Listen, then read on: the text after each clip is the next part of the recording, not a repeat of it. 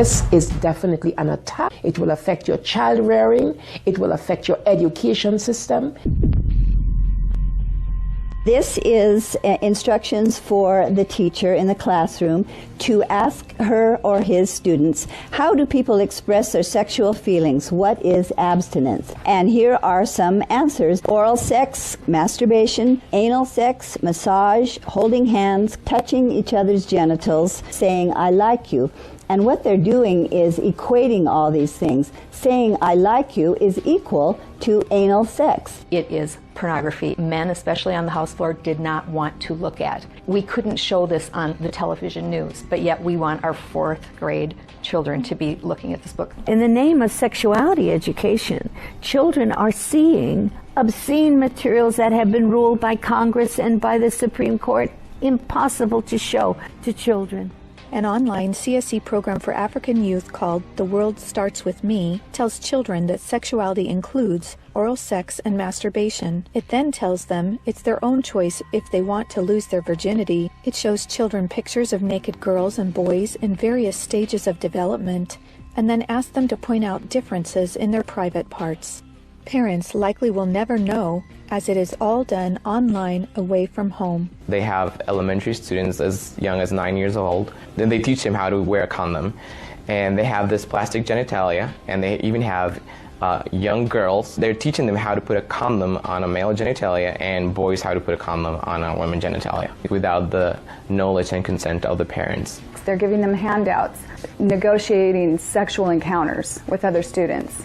For example, there are statements like this: can I take your shirt off? It makes me hot when you touch me here. Is it okay if I take my pants off? Where we in Latin America, we still have a lot of poverty. We have communities that don't have fresh water, that don't have electricity. Focus is completely shifted from basic needs. They get comprehensive sexual education without the consent of parents, taking and deconstructing also the family.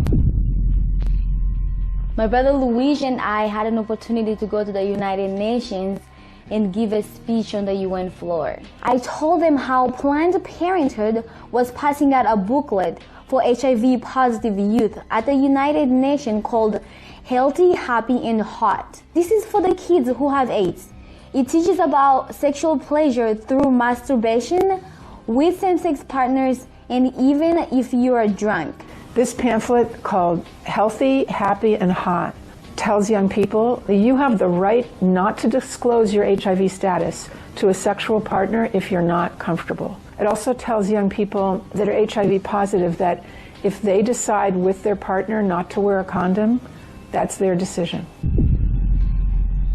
The World Health Organization standards for sexuality education in Europe actually suggest that children ages 0 to 4 should be given information about masturbation and given the right to explore their gender identities. For ages 4 to 6, children should be taught about same-sex relationships and respect for different norms regarding sexuality. The interests of organizations like UNFPA and IPPF is to get parents out of the picture and to radicalize and sexualize children. UNFPA has tried to convince my country to change our positions on issues such as reproductive rights and comprehensive sexuality education.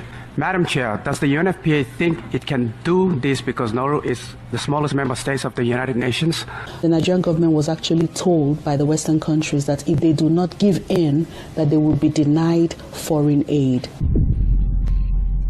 On page 89 of a UNICEF-published Sexual and Reproductive Health Manual, UNICEF listed situations in which one can obtain sexual pleasure that included sexual responses directed towards inanimate objects, animals, minors, and non-consenting persons. In the context of the Sustainable Development Goals, that determines the agenda for the next 15 years. The voice is very, very biased. It's just International Planned Parenthood Federation and their affiliates. We have a direct influence on the outcome documents, on what is established, what is negotiated at the UN.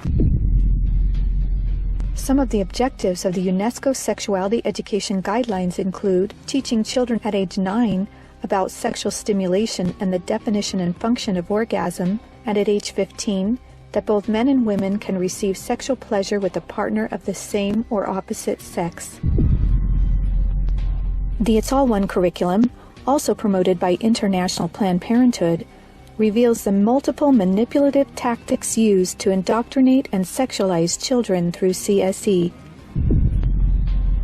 Like other CSE programs, It's All One claims, among other things, to be evidence-based, comprehensive, human rights, gender-sensitive, and culturally appropriate education that will increase young people's responsible decision-making, to reduce adolescent rates of pregnancy and sexually transmitted infections, including HIV.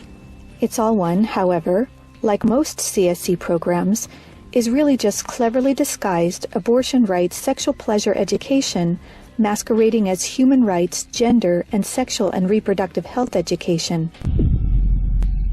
It aggressively promotes abortion. With over 112 references to abortion, It's All One has an obsessive focus on sexual pleasure, mentioning sexual pleasure 62 times.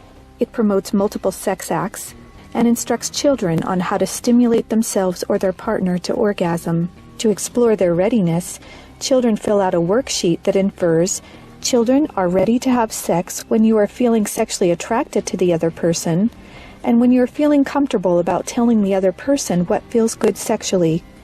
It teaches that human rights encompass sexual rights, including alleged rights to all persons to sexual expression and the right to seek sexual pleasure. Hooking children on sex is a multi-billion-dollar business for Planned Parenthood and other similar organizations. This is because children, or prospects, once sexualized, become Planned Parenthood customers, dependent upon their services. Comprehensive sexuality education programs are disguised under many names. They may be called comprehensive sex or sexual education, education on human sexuality, reproductive health education, information on sexual and reproductive health, family life education, teen pregnancy prevention, rape prevention, anti-bullying programs, HIV/AIDS prevention, and sometimes even abstinence or abstinence plus education. CSE programs usually falsely claim to be age-appropriate, evidence-based, healthy sexuality education that will prevent teen pregnancy, sexual abuse, STDs, and HIV. One of the handouts that concerns me the most is called the Genderbread Person. They teach that gender is a spectrum, that you can choose to be whatever you want. You could be all female one day and the next day feel like you're neither female or male. Frankly, it's confusing. It's mental molestation. We're confusing these kids as to what they are. From a medical perspective, when sexual freedom is the priority, then sexual health is going to suffer. There are laws in Oregon where children as young as 15 can get taxpayer-funded sex changes without parental consent. You can't have an aspirin at school without parental consent. However, a student could make these life-altering, permanent decisions without their parental knowledge or consent.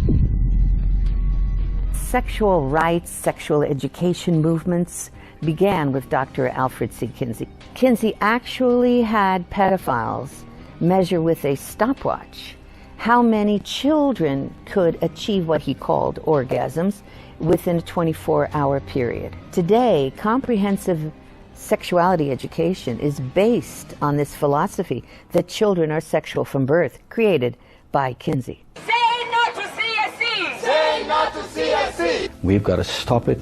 We've got to use everything at our disposal. We have to stand together to stop this attack against our children. And they have all this funding and this organization, but we know that if we stand together, we can do something for the family, for the children. We stopped the Kinsey sexuality education program in Croatia. It is time for parents to say, no, my family is mine. My wife is mine. I am hers. Our children are ours. Band together and find ways to stop it from entering your country.